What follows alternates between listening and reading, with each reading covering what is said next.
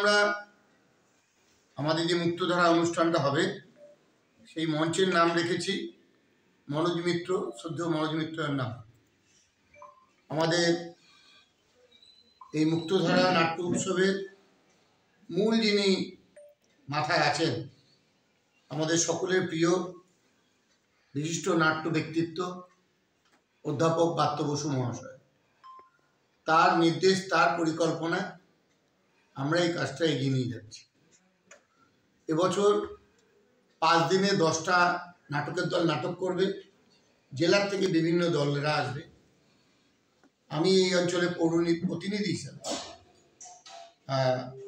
ব্রাত্যবাবু আমাকে যে কাজটা করতে বলেছেন সেই কাজটা গত বছরের ন্যায় এবছরেও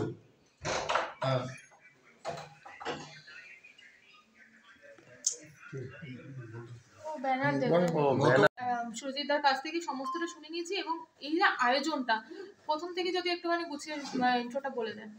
আয়োজন আমাদের 18 তারিখ থেকে এই মুক্তধারা একাঙ্ক নাট্য প্রতিযোগিতা শুরু হচ্ছে। 18 তারিখ থেকে 22 তারিখ অবধি 5 দিন ব্যাপী প্রোগ্রামটি হবে এবং প্রত্যেক দিন 2টি করে নাটক দল নিজের নাট্য মঞ্চস্থ করবে। একাঙ্ক নাটক 1 ঘন্টা করে বা 1 ঘন্টা 10 মিনিটের মতন এক একটা নাটক, মিডিলে একটা ব্রেক থাকছে, তারপরে আর একটা নাটক হচ্ছে। এটা 5 দিন ধরেছে।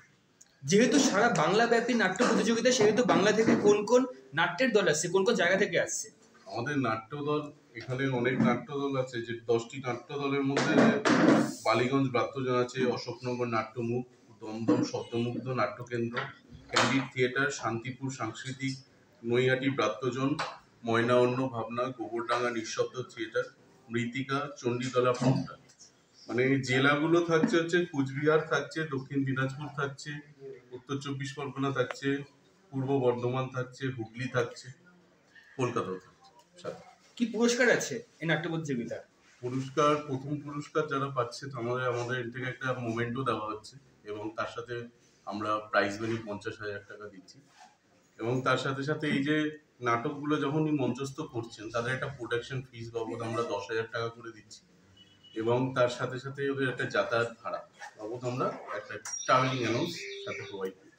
আচ্ছা, আমাদের রাজ্যের যেটা কালচার, সেটা হচ্ছে সংস্কৃতি, এটা যে নাট্য, যেটা অতীতে একটা সময় প্রচন্ড উৎসাহিত থাকলে এখন বর্তমানে সেটা অনেকটা নেমে গেছে বলা যেতে পারে। কিন্তু বর্তমানে দাঁড়িয়ে বিভিন্ন শীতকালে মেলা, টুর্নামেন্ট দেখা যায় এবং সেখানে দাঁড়িয়ে আপনারা যে নাট্য অনুষ্ঠানে বা প্রতিযোগিতার আয়োজন করেছেন, এই ব্যাপারটা নিয়ে এরকম একটা ভাবনা 2য় বছর চলছে, কি বলবেন? আমাদের মন্ত্রী আমাদের এই নাট্য প্রতিযোগিতা এবছর 2য় বছর। আমরা গত বছরও এটা করেছিলাম। এটা আমাদের মন্ত্রীর ভাবনা, যেই নাটকটা হারিয়ে যাচ্ছিল এবং থিয়েটারগুলিতে যেগুলোতে সবাই এফোর্ড করতে পারে না, যেতে পারে না, যারা লোকাল লোকেরা আছে তারা যাতে এইটা দেখতে পারে, এই সুবিধাটা নিতে পারে, সেই কারণে আমাদের মন্ত্রীর মন থেকেই ভাবনা পেয়েছে। থিয়েটার হল তো এখন বিলুপ্তর পথে। কলকাতায় 2-1টা থিয়েটার আছে, স্টার বলে। এখন স্টার এখন নাটক হয় কিনা জানি না, কিন্তু বিলুপ্তর পথে। সেই জায়গায় দাঁড়িয়ে আজকে এই যে নাটক যে আবার নতুন করে চালু করা, এই চালু করা সুরজিৎ রায়চৌধুরী, ব্রাত্য বসুর তত্ত্বাবধানে হচ্ছে দমদমে, এটা পুরো কীভাবে আপনারা দেখছেন? আর কি দেখবে জনগণেরা। আমরা তো এটা চেষ্টা করছি, যারা নাটক বিলুপ্তর পথে বলছি না, কিন্তু নাটক তো মফস্বলে হয় একদম, হ্যাঁ, কিন্তু কলকাতায় নাটক থিয়েটার হলগুলো বিলুপ্তর পথে দেখতে পায় না। আমাদের শহর বা আমাদের দমদমে এই জিনিসগুলো হয়ে থাকে না, সেটাই ভাবনা আমাদের ব্রাত্য বসু যে এটা দমদমে। প্রথম বর্ষের কারণে 2য় বর্ষে কি নতুন অভিনবত্ব লক্ষণীয় হবে?